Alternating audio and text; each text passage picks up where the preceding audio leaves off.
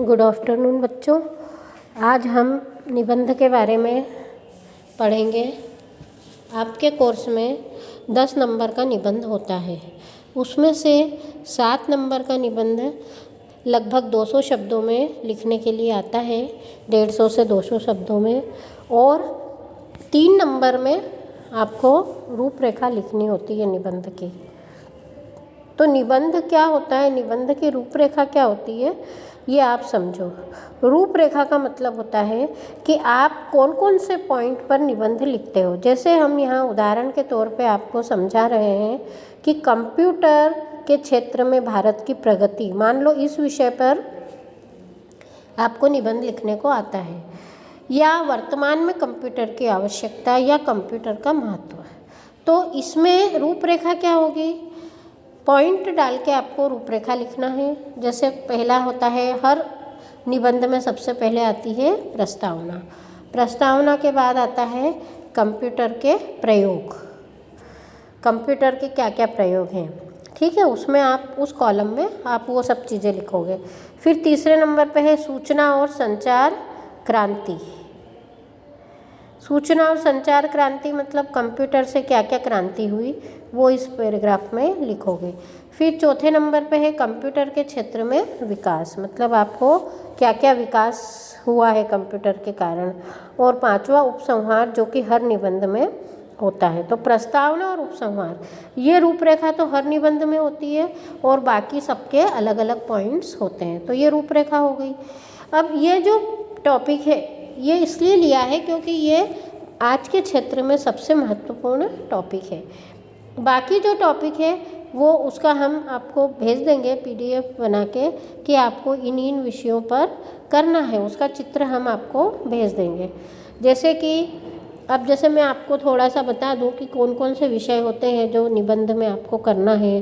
जैसे अभी तक तो आप दीपावली, दशहरा, 15 अगस्त, राखी, इन पर ही निबंध 8वीं कक्षा तक करते आ रहे हो, लेकिन अब आप बड़ी क्लास में आ गए हो तो आपको थोड़ा सा क्या करना है, अपना निबंध का स्तर विषय का बढ़ाना है। जैसे समाज में नारी का स्थान, पहला निबंध हो गया।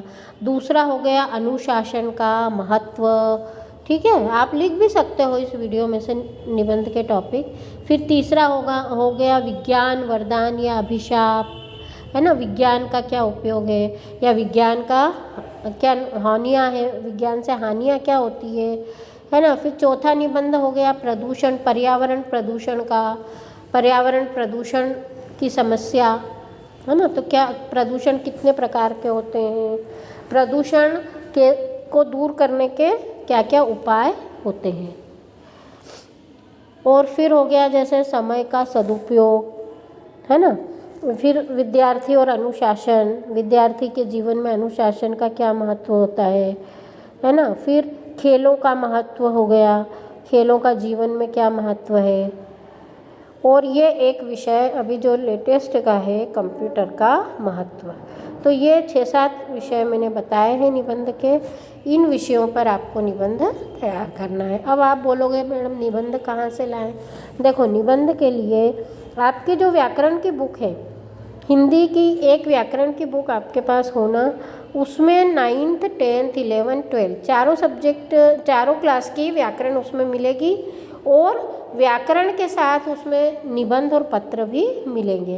तो आपके पास एक व्याकरण की किताब होना चाहिए जिससे कि आप व्याकरण की सारी चीज़ें देख सको, है ना। समझ में आ गई ना मेरी बात। हिंदी की एक व्याकरण की किताब जो 9th 10th 11th 12th को चलती है, तो वो एक किताब होगी, उसमें अच्छे अच्छे निबंध हैं, पत्र हैं, वो आप एक किताब देख लो, लाइब्रेरी में से ले लो, है ना। निबंध जो है उसमें से आप पढ़ो। अच्छा, निबंध कोई लिखवाने की वस्तु नहीं है, क्योंकि निबंध में ये जो रूपरेखा है इसके आधार पे आपको जहाँ तक हो सके कुछ पॉइंट्स आप पढ़ लो, लेकिन अपने मन से ही लिखने की आदत होना चाहिए निबंध में, कि किस तरह से निबंध लिखा जाता है।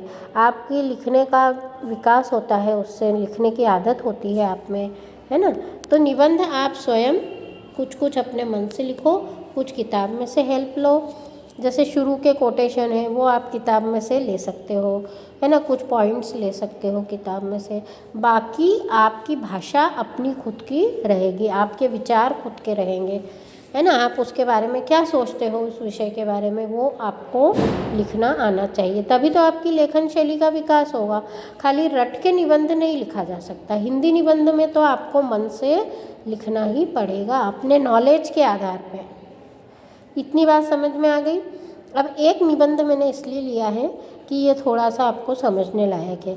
अब जैसे कंप्यूटर का महत्व, इसमें हमने सबसे पहले क्या ले लिया, एक कोटेशन ले लिया, कंप्यूटर भारत का गौरव नवीनतम, गणना करे पलक झपकते अति सुंदरतम। ये हो गया कोटेशन कि कंप्यूटर जो है बहुत सुंदर गणना करता है, बहुत अच्छा काम करता है। अब इसके बाद अपन ले लेते हैं प्रस्तावना। प्रस्तावना में क्या चीज़ आती है कंप्यूटर के बारे में। विगत कई सालों में हमारा राष्ट्र भारतवर्ष में कंप्यूटर का जीवन के अनेक क्षेत्रों में प्रयोग किया जा रहा है। अनेक संस्थानों एवं उद्योग धंधों में कंप्यूटर का प्रयोग इसकी सफलता का मापदंड है। मतलब कंप्यूटर का प्रयोग किया जा रहा है। कंप्यूटर की सफलता को देखकर इसके संदर्भ में जानकारी प्राप्त करने की जिज्ञासा मन मस्तिष्क में पनपने लगती है ना। मस्तिष्कों का समन्वयात्मक तथा गुणात्मक घनत्व है जो तेज गति से अल्प समय में त्रुटिहीन गणना संपन्न कर सके। मतलब मस्तिष्क का उपयोग व्यक्ति न करके कंप्यूटर का उपयोग कर ले तो उससे क्या होगा, उसका समय बच जाएगा, है ना, कम समय में, और गलती भी कम होगी। ये कंप्यूटर का जो मेन जो है प्रभाव वो इसमें बता दिया। अब कंप्यूटर के आविष्कारक, प्रथम आविष्कारक चार्ल्स बेबेज, ये प्रथम ऐसे मानव थे जिन्होंने 19वीं शताब्दी के आरंभ में प्रथम कंप्यूटर निर्मित किया। यह कंप्यूटर विस्तृत गणनाएं संपन्न कर देता था तथा उनके परिणामों की भी सूचना दे देता था। मतलब कंप्यूटर सबसे पहले किसने, चार्ल्स बेबेज ने बनाया था। ये हो गया आविष्कार। अब कंप्यूटर के प्रयोग, आज जीवन के अनेक क्षेत्रों में इसका प्रयोग देखा जा सकता है। पहला, बैंकिंग के क्षेत्र में, बैंकों में कंप्यूटर का हिसाब किताब रखने के लिए उपयोग होता है। दूसरा, कला के क्षेत्र में, आज कंप्यूटर कलाकार एवं चित्रकार की भूमिका को भी सफलतापूर्वक निर्वाह कर रहे हैं। कंप्यूटर के समक्ष बैठकर कलाकार अपने नियत कार्यक्रम के अनुसार स्क्रीन पर चित्र बनाता है। यह चित्र प्रिंट की कुंजी दबाते ही प्रिंटर के माध्यम से कागज पर वास्तविक रंगों के साथ छाप दिया जाता है। मतलब कलाकार जो है अपने कार्यक्रम के अनुसार क्या करता है, चित्र बना देता है स्क्रीन पर, और चित्र जो है प्रिंटर के माध्यम से छाप दिया जाता है। मतलब कि कलाकार कंप्यूटर के माध्यम से क्या करता है, अपनी कला को प्रकाशित करता है। फिर तीसरा, प्रकाशन के क्षेत्र में, प्रकाशन के क्षेत्र में क्या है, पुस्तक और समाचार पत्र का जो प्रकाशन होता है वो कंप्यूटर से होता है ना। कंप्यूटर से संचालित जो फोटो कंपोजिंग मशीन होती है उसके द्वारा छपने वाली मशीन से टंकित किया जाता है। टंकित की जाने वाली सामग्री को कंप्यूटर के पर्दे पर निहारा जा सकता है तथा उसमें संशोधन भी किया जाता है। मतलब जैसे फ़ोटो कंपोज करने की मशीन होती है, फिर जो सामग्री टंकित है उसको उसमें संशोधन भी कर सकते हैं कंप्यूटर के माध्यम से, है ना। फिर चौथा क्या है, डिज़ाइनिंग के क्षेत्र में, कंप्यूटर के द्वारा हवाई जहाज़, मोटर गाड़ी, भवन आदि के डिज़ाइन तैयार करने में कंप्यूटर ग्राफिक का अत्यधिक उपयोग किया जा रहा है। वैज्ञानिक क्षेत्र में, अंतरिक्ष विज्ञान के क्षेत्र में कंप्यूटर ने एक नवीन क्रांति को जन्म दिया है। इसके माध्यम से अंतरिक्ष में वृहद मात्रा में, मतलब बड़ी मात्रा में चित्र उतारकर कंप्यूटर के द्वारा इन चित्रों का विश्लेषण एवं सूक्ष्म अध्ययन किया जा रहा है। मतलब अंतरिक्ष में चित्र उतारकर कंप्यूटर से क्या करते हैं, इन चित्रों का विश्लेषण करते हैं। अंतरिक्ष के जो चित्र हैं वो यहाँ पर आ जाते हैं धरती पर। इसी तरह से शिक्षा के क्षेत्र में, शिक्षा के क्षेत्र में आप देख ही रहे हो कि किस तरह से कंप्यूटर पे आप शिक्षण सामग्री का उपयोग कर सकते हो, है ना। सुदूर शिक्षा के लिए भारत ने एजुसेट नामक उपग्रह प्रक्षेपित किया है। सामान्यतः संपूर्ण शिक्षा कंप्यूटर में बन गई है। संगीत के क्षेत्र में नए प्रकार के संगीत तकनीक का विकास हुआ है। कृषि के क्षेत्र में दूरस्थ ग्रामीण क्षेत्रों के किसान घर बैठे खेती संबंधी अनेक प्रकार की जानकारी इससे प्राप्त कर सकते हैं, है ना। चिकित्सा के क्षेत्र में मतलब ये ऐसे क्षेत्र हैं जो कि बहुत ही उपयोगी, और तो कितने ही उपयोग है कंप्यूटर के, लेकिन मुख्य ये उपयोग है ना। जैसे चिकित्सा के क्षेत्र में तो ग्रामीण क्षेत्रों में भी चिकित्सा की सुविधा उपलब्ध कराई जा रही है ना, टेक्निकल माध्यम से दूरस्थ चिकित्सा प्रणाली। और सूचना और संचार क्रांति, जैसे टेलीफोन मोबाइल के साथ नेटवर्क का क्षेत्र बहुत व्यापक हो गया है। इसके द्वारा गांव में भी सब प्रकार की सूचना जानकारियाँ पहुंच सकती है। अब कंप्यूटर के क्षेत्र में विकास, क्या क्या विकास हो रहे हैं। सूचना प्रौद्योगिकी द्वारा ब्लॉक स्तर पर संपर्क उपलब्ध कराने, है ना। आर्थिक विकास में तेजी लाने के लिए सामुदायिक सूचना केंद्र की स्थापना हो गई।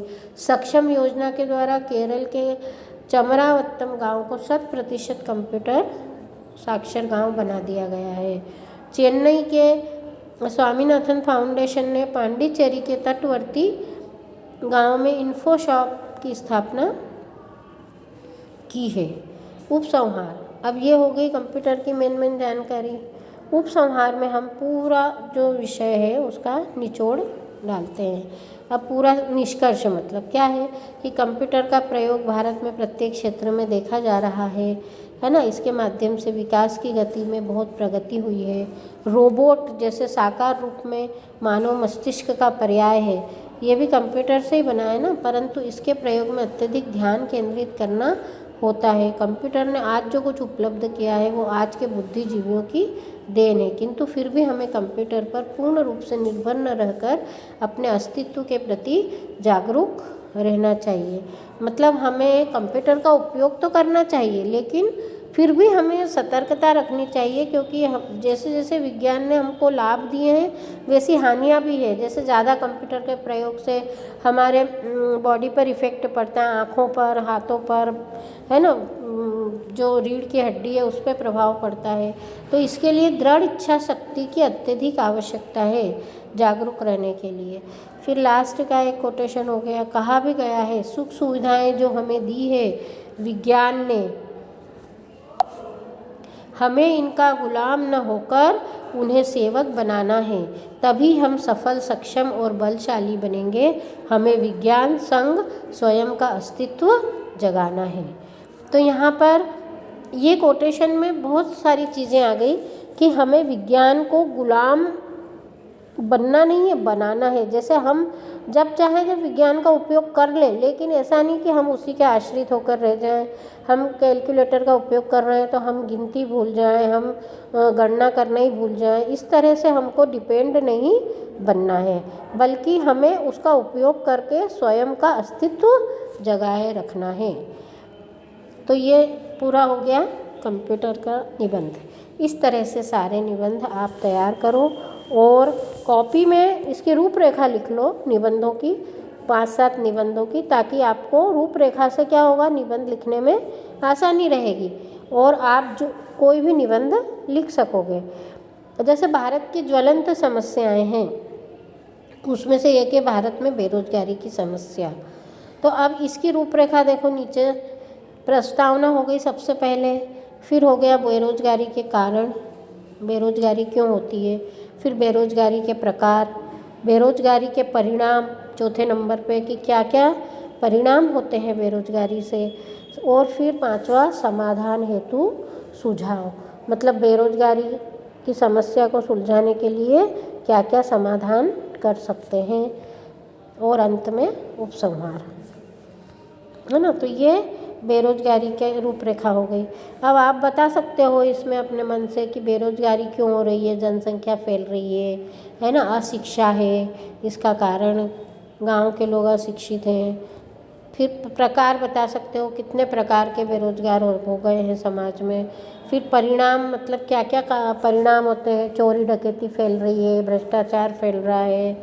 फिर इसको समाधान के लिए आप सुझाव दे सकते हो कि कि इसके समाधान के लिए हमें क्या करना होगा, सरकारी योजनाओं से जुड़ना होगा, है ना, पढ़ाई करना होगा, शिक्षित बनना होगा। और भी बहुत सारे कारण हैं जिसके कारण बेरोजगारी होती है, लोग आलसी भी होते हैं, लोग कार्य नहीं करना चाहते। तो उसके लिए हमें क्या बनना होगा, कर्मठ बनना होगा, है ना, और जागरूक रहना होगा, प्रतिदिन समाचार पत्र पढ़ना और नई नई जो योजनाएं बन रही है उसका लाभ लेना भी हमको आना चाहिए। तो ये सब सुझाव होगा। इस तरह से आप निबंध तैयार करो। निबंध 10 नंबर का होता है, इसका आपको पूरा उपयोग करके और इसका लाभ आपको लेना है, नंबर अच्छे